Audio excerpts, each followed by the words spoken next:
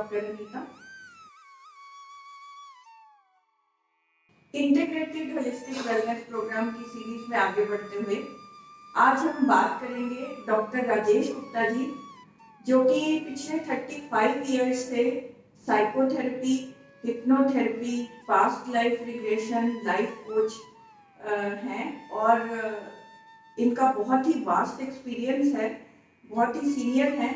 Bye qualification ये MA, MS in counselling and psychotherapy, MS in training and development, MBA in human resource development and LLB हैं। इसके अलावा भी इनके पास बहुत सारी डिग्रीज हैं और इनके पास बहुत सारे अवार्ड्स हैं, जैसे कि बेस्ट पॉजिटिव लाइफ कोच का अवार्ड इनको मिल चुका है, बेस्ट काउंसलिंग सेंटर का अवार्ड है इनके पास, जो ये पिछले 35 ईयर से 38 सेक्टर में चंडीगढ़ में चला रहे हैं। इसके अलावा बेस्ट इंटरनेशनल काउंसलर अवार्ड से सम्मानित किए जा चुके हैं और टॉप 10 करियर कंसल्टेंट्स में इनका नाम आ चुका है। इसके अलावा इन्होंने कई सारी बुक्स भी लिखी हैं जो कि अमेज़ॉन वगैरह पे भी अवेलेबल हैं। तो आइए इनसे बात करते हैं और जानते हैं कि इतनी सारी इन्होंने डिग्रीज की हैं और इनका जो एक्सपीरियंस है इस फील्ड में, इसके बारे में हम आज बात करते हैं। तो सर, आपका बहुत बहुत स्वागत है हमारे इस प्रोग्राम में। Thank you very much. I'm honored to be with you. Thank you sir. तो सर, सबसे पहले तो आप ये बताइए कि आप इस प्रोफेशन में कैसे आए? इस फील्ड में मैं इसलिए आया क्योंकि when I completed my studies, तो उस time I wanted to be an IAS officer. Okay. But yes, I was born in a very poor family, तो इतनी awareness नहीं थी. I qualified all the IAS in 3 attempts regularly, but I was plucked in the interview. So interview में जब मैं plucked हुआ था and I spent around 5 years of my struggle, तो उसमें I was in deep depression. I'm talking way back in 81-82. उस time लोगों को डिप्रेशन के बारे में कुछ भी नहीं पता नहीं। तो उस करके एक सोल सर्चिंग शुरू हुई कि मेरे पास सब कुछ था। उस टाइम मैं एक अच्छी जॉब में आ चुका था, लेकिन एक ये रहता था कि एक गिल्ट सी फीलिंग होती थी कि मेरे 5 साल बेकार। तो उस टाइम मैं खोया सा, हालांकि भगवान ने मुझे एक अच्छी जॉब दे दी थी, तो कुछ ऐसा लगता था कि something is missing in life. तो उस टाइम सोल सर्चिंग शुरू की, धीरे धीरे 5 साल में अपने आप को कंसोलिडेट की। तो 5 साल I was in deep depression. तो it was a self journey की स्टार्ट थी। काफी मैंने थेरेपी सीखी, काफी मैंने बुक्स पढ़ी, काफी मैंने कोर्स भी किया। उस time I did my MA and MS in counselling and psychotherapy. इससे मुझे मिला कि दिस इज डिप्रेशन और नॉर्मल डॉक्टर्स भी इस बारे में कोई ज्यादा गाइड नहीं करते थे। So that was my starting point कि जब मैं इस फील्ड में आया एंड आई चूज कि अब मुझे ह्यूमन रिसोर्स डेवलपमेंट के फील्ड में ही जाना है। So I did MBA in human resources development की डिग्री ली और साइमल्टेनियसली मुझे पढ़ने का शौक था। मैं अपने आप को काफी अपडेट करता रहा। So that was the starting point कि मुझे ये करना है कि जिससे कि लोग दुनिया में दुखी ना रहे। तो बेसिकली मैंने इसको ऐसे जॉब या एक प्रोफेशन नहीं लिया, I have taken it as a passion और इसमें मुझे काफी सेटिस्फैक्शन मिलती है। So there is a noble cause behind your Yes, profession. yes, I started as a noble cause and while मैं जॉब में भी जब था कुछ देर के लिए, तो अभी मैं ये noble cause करता था और मेरा ये जो combined effect है that is a psycho HRP. Human resource development also relates to कि आपने ह्यूमन को कैसे डेवलप करना है and psychology also is a tool to do the human development. So मैंने इन दोनों को इंटीग्रेट किया। इस तरह के प्रोफेशनल्स इंडिया में बहुत कम है और मुझे मेडिटेशन का काफी शौक था एंड उसको भी इंट्रोड्यूस किया। तो मैंने ये देखा कि ये बिना दवाई के ठीक हो सकता है और भगवान ने मुझे काफी आशीर्वाद दिया, जिसके कारण मेरे काम को काफी लोगों ने सराहा है और एज ऑन डेट गूगल पे अप्रोक्सीमेटली 1100 से ज्यादा 5 star reviews. That's great, sir. Thank you. Through out the journey आपको क्या लगा? पहले जो लोग आते थे आपके पास काउंसलिंग के लिए और जो अब इश्यूज आ रहे हैं यंगस्टर्स में भी इवन बहुत ज़्यादा, तो क्या डिफरेंस है उस एरा में और आज के एरा में? तो बेसिकली मैं टू जनरेशन को कहूँगा कि आज से when I was into this field psychology, तो उस टाइम क्या था कि लोगों को ये कुछ एहसास तो होना शुरू हो गया था कि उनके पास जीवन में गाड़ी है, बंगला है, सुख है, अच्छा बिजनेस है, बट समथिंग इज मिसिंग। लेकिन वो एक उनके माइंड में एक मिस इन्फॉर्मेशन थी कि अगर हम किसी के पास काउंसलिंग के लिए जा रहे हैं या किसी से कंसल्ट करना है तो हम पागल हैं। तो लोग जो थे वो काउंसलिंग के लिए या किसी साइकियाट्रिस्ट के पास आना नहीं चाहते। And moreover they do not wanted to spend money for their mental issues because mental issues are not tangible। जब हमें कहीं चोट लगती है, हमें कोई पेट दर्द होता है तो फीलिंग ज्यादा होती है, बट जब हमें कोई माइंड से रिलेटेड इश्यूज होता है तो हम उसको एक बिहेवियर पैटर्न या एक मूड का डिसऑर्डर या स्विंग ऐसा समझते हैं। और इवन जो बच्चों में भी ऐसे होते हैं, पेरेंट्स कहते हैं तू तो सब ठीक है। तो क्या था कि बेसिकली लोगों में एक भावना नहीं थी ठीक होने के लिए और वो अपने जीवन को एक अच्छे ढंग से नहीं जीना चाहते थे अच्छी। But whereas now a generation they recognize this, they want to spend money और उनको ये टबू धीरे धीरे टूट रहा है।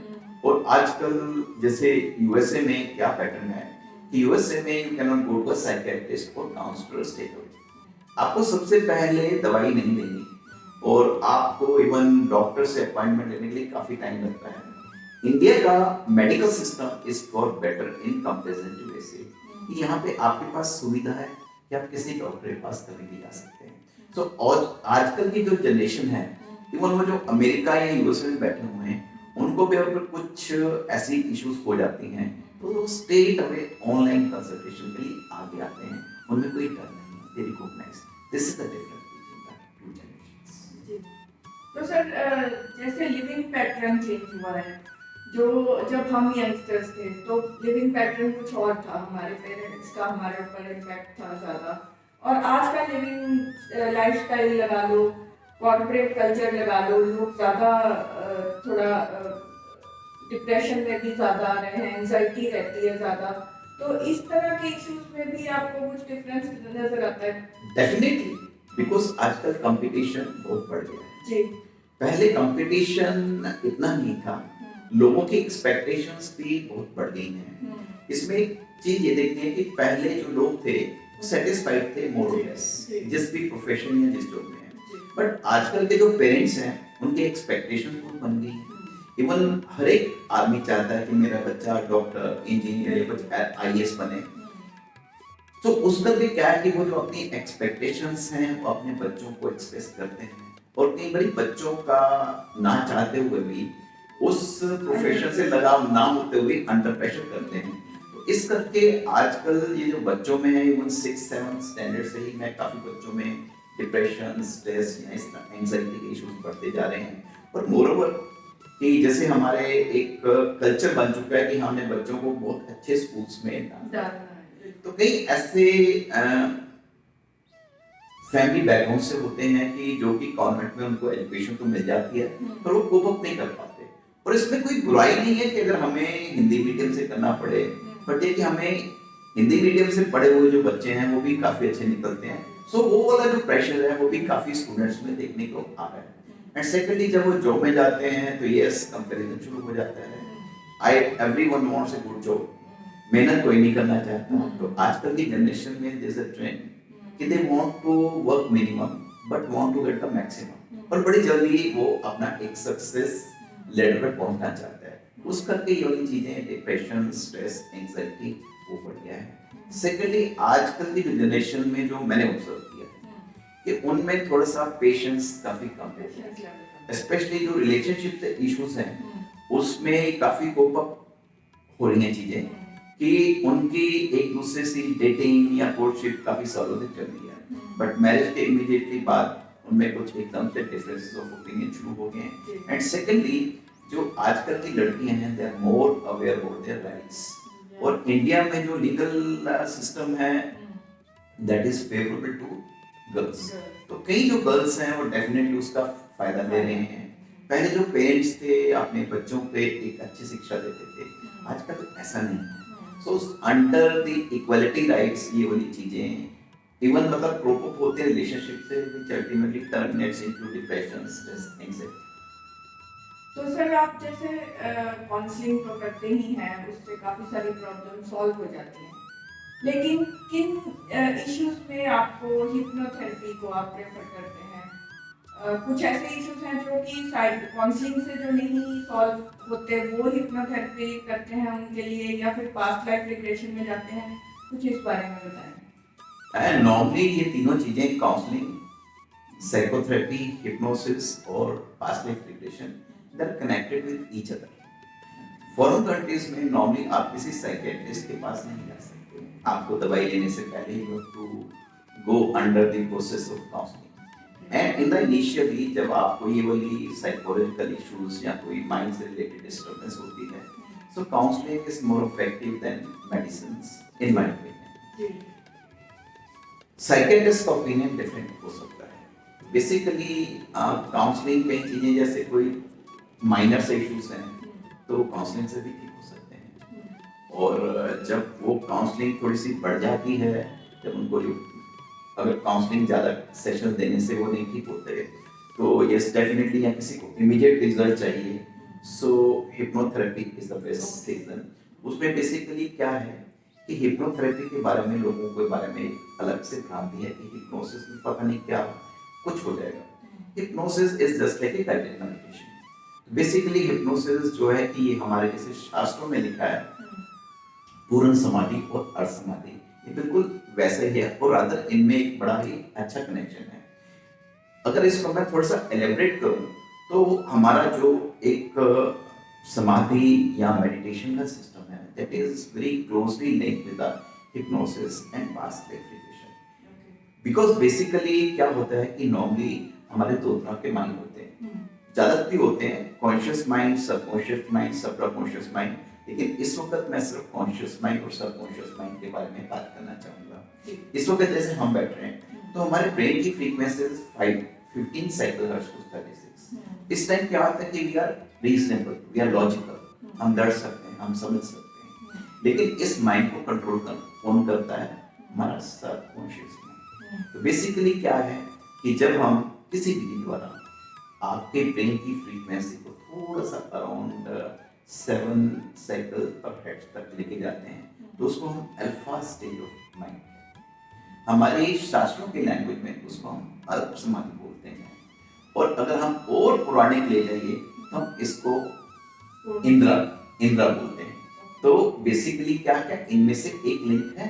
तो और जब और ज्यादा कॉम्प्लिकेटेड प्रॉब्लम्स हैं हम उसी ब्रेन फ्रीक्वेंसीज को और ज्यादा कम करते हैं, 3.5 to 7 की फ्रीक्वेंसी में लेके जाते हैं, उस टाइम आप और ज्यादा रिलैक्स फील करते हैं, तो उसको हम थीटा स्टेज ऑफ माइंड करते हैं, या उसको हम अपने शास्त्रों की लैंग्वेज में अर्ध समाधि बोलते हैं, और पुराणिक लैंग्वेज में हम उसको निद्रा बोलते हैं। और उसके बाद भी अगर हमें कोई ऐसी चीज हो जाती है कि जैसे कई लोग पहाड़ों पे जाके बड़ी देर तक मेडिटेशन करते थे और उनके माइंड शून्य हो जाते थे, थ्रू हिप्नोसिस हम वो सिचुएशन आपको सिर्फ 1 घंटे में ला सकते हैं। उस टाइम हमारी जो ब्रेन की फ्रीक्वेंसी होती है that is 0 to 2.5 cycle hertz पर सेकेंड। उस टाइम क्या कि आपके विचार शून्य हो जाते हैं, और उसको हम शास्त्रों के लैंग्वेज में पूर्ण समाधि बोलते हैं, और पौराणिक जो हमारे विचार है उसको हम इंद्रा बोलते हैं। वो तो जैसा कि मैं आपसे कह रहा था कि कई जो तपस्वी थे वो पहाड़ों पे जाके 15-20 साल तपस्या करते थे, और तब उनको ऐसी स्टेज प्राप्त होती थी जिसमें वो बिना शून्य के होते थे या पूर्ण समाधि होती थी। बट थ्रू हिप्नोसिस हम आपको वो state and stage of mind stop 1-1.5 घंटे में ला सकते हैं, और इन्हीं चीजों से हम इनका ट्रीटमेंट करते हैं कि जैसे जैसे आपका माइंड ठीक होता जाता है, आपका जो सबकॉन्शियस माइंड है that takes a right stage. हमारे जो सबकॉन्शियस माइंड है ये तब एक्टिव होता है कि जब हमारा कॉन्शियस, जब हम सो रहे होते हैं, जब हम रिलैक्स होते हैं। तो बेसिकली कॉन्शियस माइंड और सबकॉन्शियस माइंड में फर्क यही है कि जैसे हमारी कॉन्शियस माइंड एक बस है, उसको चलाने के लिए हमें कोई ट्रैक चाहिए, हमें कोई भी काम करने के लिए कॉन्शियस माइंड को आदेश जो है वो सब कॉन्शियस माइंड से मिलते हैं। तो बेसिकली अब हिप्नोसिस और पास्ट लाइफ रिग्रेशन में क्या फर्क है? तो बेसिकली क्या है कि मैं आपको एक एग्जांपल से देना चाहूंगा इसके बारे में। पास्ट लाइफ रिग्रेशन हमें एज ए हॉबी या एज ए पैशन एक शौक के लिए नहीं करना चाहिए। Past life regression is deeper than hypnosis, of course ये हिप्नोसिस का ही पार्ट है। तो हम कैसे यूज कर सकते हैं कि जैसे मैं आपको अपनी एक सक्सेस स्टोरी के बारे में बताना चाहूंगा जिस करके मुझे बेस्ट पॉजिटिव लाइफ कोच का अवार्ड मिला था। एक चंडीगढ़ के बहुत ही नामचीन उद्योगपति और इंडस्ट्रियलिस्ट हैं, बट ये कि हमारे क्लिनिक की एक कॉन्फिडेंशियल पॉलिसी है कि हम किसी का नाम नहीं करते। तो उनको क्या था कि 4 बजे के करीब बड़ी सी तड़फन सी होती थी, उनको ऐसा लगता था कि जैसे उनका कोई गला दबा रहा है, मतलब बड़े बेचैन हो रहे हैं। तो उन्होंने काफ़ी पीजीआई और एआईएमएस और फॉर्मूला टेस्ट में उन्होंने अपना ट्रीटमेंट करवाया, लेकिन उनको रिलीफ नहीं मिला।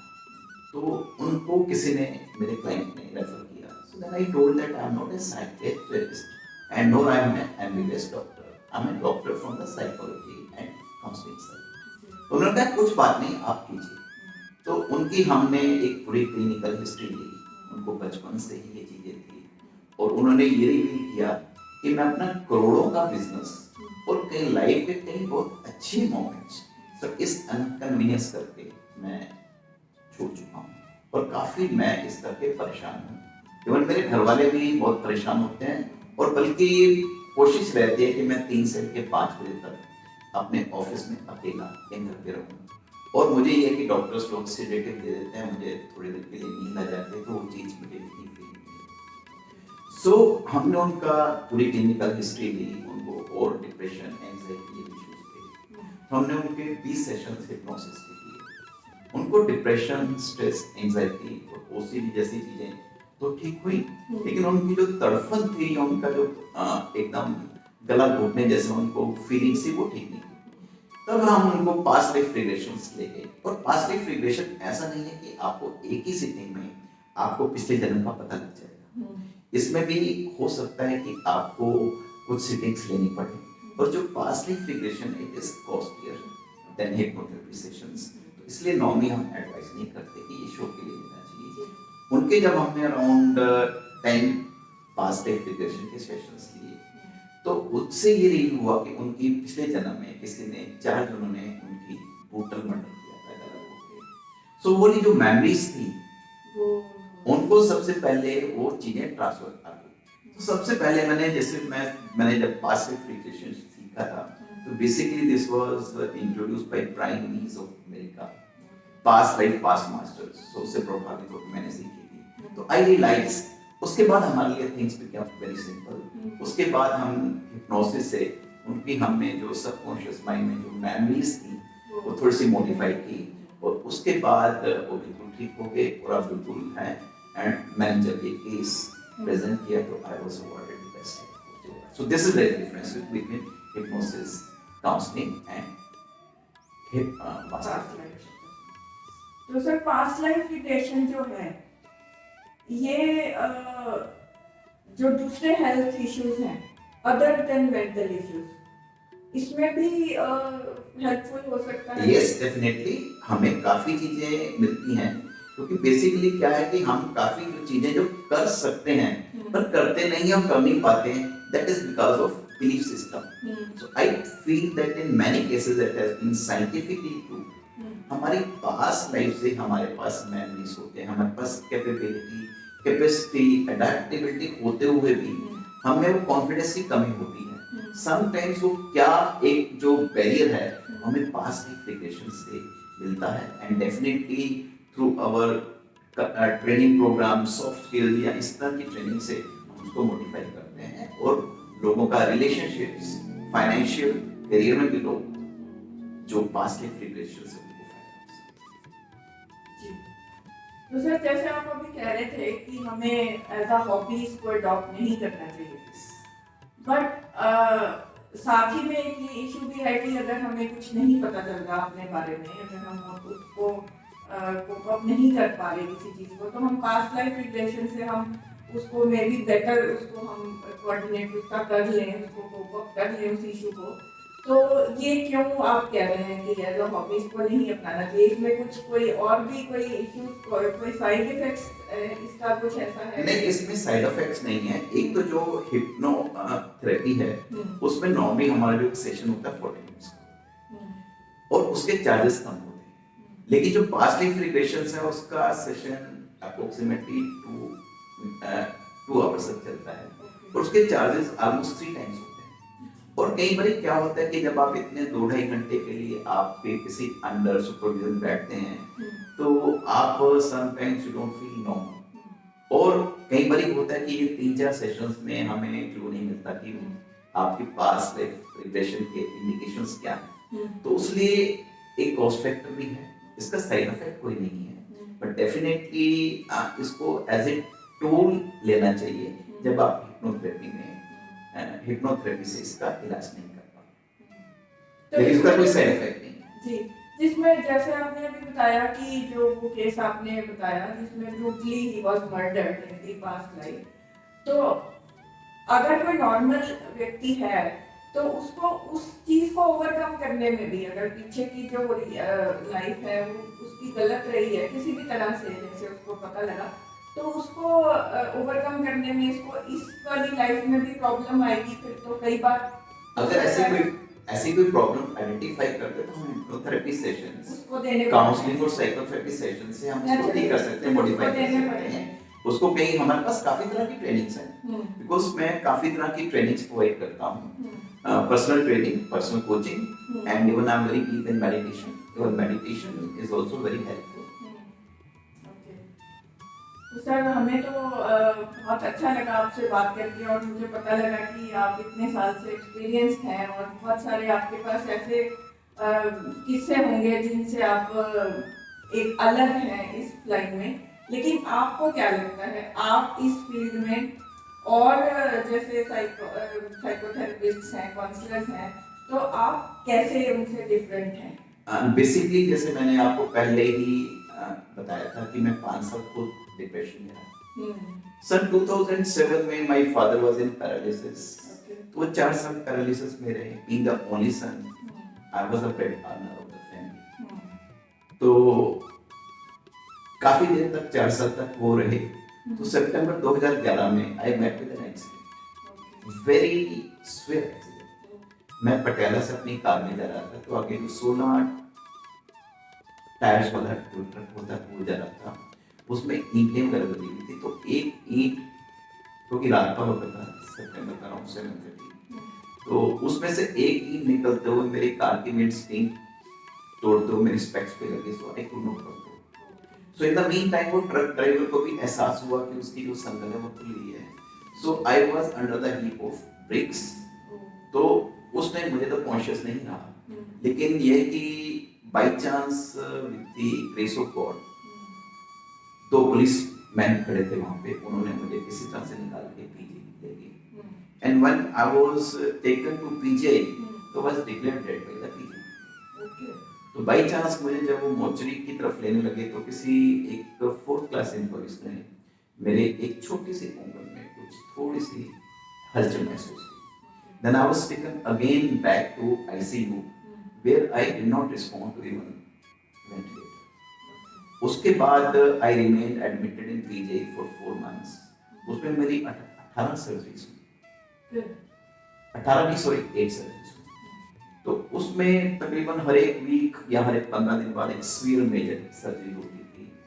और जब मुझे उन्होंने डिस्चार्ज करने लगे तो पीजे के डॉक्टर्स ने कहा कि you are very well qualified, लेकिन कुछ ऐसा हो गया हादसा आपके साथ कि आप जीवन भर अपने पैरों पे नहीं खड़े हो पाएंगे, आपको व्हील चेयर पे ही रहने पड़ेंगे। और उन्होंने मुझे व्हील चेयर की ट्रेनिंग दी, how to live life with that. और जब मैं वहां से वापस आया पीजे से, तो with in a weeks time मेरे फादर की death. I was completely bedridden, मैं हिल नहीं सकता था। इवन मुझे पानी पिलाने के लिए भी केयर टेकर्स को मुझे ऊपर करना पड़ता था, हॉस्पिटलाइज पे। तो उस टाइम मेरे माइंड की जो स्ट्रेंथ थी ना, वो बिल्कुल खत्म हो गई। और उसी तरह से डॉक्टर्स ने भी कुछ ऐसा कहा था कि आप जीवन भर नहीं खड़ा हो सकता। और वो 4 साल की जो थी उसमें हमारा फाइनेंशियली इतने डाउन आ चुके थे, हम पूछो मत। तो again I remain bedridden for around 5 years. धीरे धीरे डॉक्टर्स की मेडिसिन लेता था, बट डॉक्टर्स मुझे थोड़ा सा एक कहते थे कि आप पढ़े लिखे इंसान हो, बड़े लोग होते हैं ऐसे, बट मुझे ये मंजूर नहीं था। कि मुझे ये लगता था कि बिकॉज मैं शुरू से ही काफी मेडिटेशन करता था, मैं ऐसे परिवार से आता था जहाँ पे मेडिटेशन की जाती थी, तो मुझे कुछ ऐसे ही ट्यूशंस मिलते हैं कि आपने अपने जीवन में और बड़े काम करने हैं। तो बेशक मैं बंधा हुआ था। 2 साल बाद धीरे धीरे हिम्मत करके, और मैंने ये हिप्नोसिस, हिप्नोथेरेपी, मेडिटेशन, साइकोथेरेपी और प्राणिक हीलिंग, इस तरह की चीजें काफी बचपन में रेकी काफी सीखी थी। तो मैं अपने आप पे सेल्फ प्रैक्टिस करता था। सो धीरे धीरे I went to doctor Manoj Wadhwa. तो उन्होंने कहा कि your case is common case, आपकी सर्जरीज नहीं। इवन देन आई सेड कि I will pay you money. उन्होंने सर्जरीज की, बट विद द प्रोविजो कि आप व्हील चेयर से तो उठ जाएंगे, लेकिन आप कभी चल नहीं पाएंगे। लेकिन धीरे धीरे मैंने अपनी एक उस स्टेज में कि मैं अराउंड 8-9 घंटे थेरेपीज या मेडिटेशन करता था, और एक विजन देता था कि मुझे भी कभी लाइफ में बहुत लोगों को ठीक करना है। तो वो मेरा जो दृढ़ विश्वास था और भगवान की जो कृपा थी, विल पावर थी, उसने मुझे ठीक किया। और आज धीरे धीरे 5 साल में डॉक्टर्स की विशेष के अगेंस्ट मैंने स्टिक से चलना शुरू किया, और धीरे धीरे मसाजिंग एंड ऑल दैट करते करते मैं अपने पैरों पे खड़ा हो गया। और मेरे दोनों हिप्स रिप्लेस्ड हैं, मेरे दोनों नीज रिप्लेस्ड हैं, but I can walk like a normal man, I can drive. I am considered to be one of the most successful psychotherapist in counsellor. जो मैं नहीं बोलता, गूगल बोलती है। तो उस करके, क्योंकि मुझे तकरीबन मैं 13 साल खुद डिप्रेशन में, इस करके मुझे मालूम है कि जब आप डिप्रेशन, स्ट्रेस, एंजाइटी होते हैं, उस टाइम ऐसी स्टेज थी कि मेरे बच्चे पढ़ते थे, मेरे पास कोई सोर्स ऑफ इनकम नहीं था, और लगता था कि मैं कैसे बचूंगा और कैसे करूंगा। तो जो दृढ़ विश्वास था, जो विल पावर है, इसलिए मुझे मालूम है कि जब मेरे पास कोई पेशेंट आता है, उसकी माइंड की फीलिंग्स क्या होती हैं, वो दर्द क्या होता है। इसलिए मैं अपनी उस फीलिंग को मद्देनजर रखकर उन लोगों से काउंसलिंग, साइकोथेरेपी, हिप्नोथेरेपी करता हूँ। That is why I feel that I am different from others, क्योंकि ये चीजें मैंने फील की। बाकी जब भी डॉक्टर्स होते हैं, काउंसलर्स होते हैं, उन्होंने ऐसी चीजें नहीं फेस की होती। पर इट्स वेरी इंस्पिरेशनल, बहुत ही ज़्यादा इंस्पिरेशन है। और ये एक रेयर केस है जो आपने फील किया है, जो आप जिससे गुजरे हैं। तो बट इट्स वेरी गुड, और ये एक मैसेज है हमारे व्यूअर्स के लिए कि कोई भी सिचुएशन हो हमारे ऊपर, we can overcome it by our will power. Thank you very much. तो thank you so much sir. आज आपका हमें मिला, सहयोग मिला इस थेरेपी को जानने के लिए। और इससे भी ज़्यादा मुझे आपकी जो स्टोरी है, पर्सनल स्टोरी, से बहुत इंस्पिरेशन मिली है। तो हमारे व्यूअर्स को भी मैं चाहूँगी एक संदेश देना कि आप किसी भी सिचुएशन में हिम्मत ना हारें और अपनी विल पावर को स्ट्रॉन्ग करें। और इन एनी केस आपको ज़रूरत पड़े तो आप डॉक्टर राजेश गुप्ता जी से, जो कि चंडीगढ़ में वेल प्लेस्ड हैं, तो वहाँ पे आप इनको मिल सकते हैं। इनका जो प्रोफाइल है वो हमारे हील मी हेल्थ पोर्टल पर आपको मिल जाएगा, जहाँ से भी आप इनको कॉन्टेक्ट कर सकते हैं। तो thank you very much, and आगे फिर मिलेंगे। धन्यवाद, नमस्कार सर। आपका बहुत बहुत धन्यवाद, आप हमारे यहाँ पे आए। Thank you very much.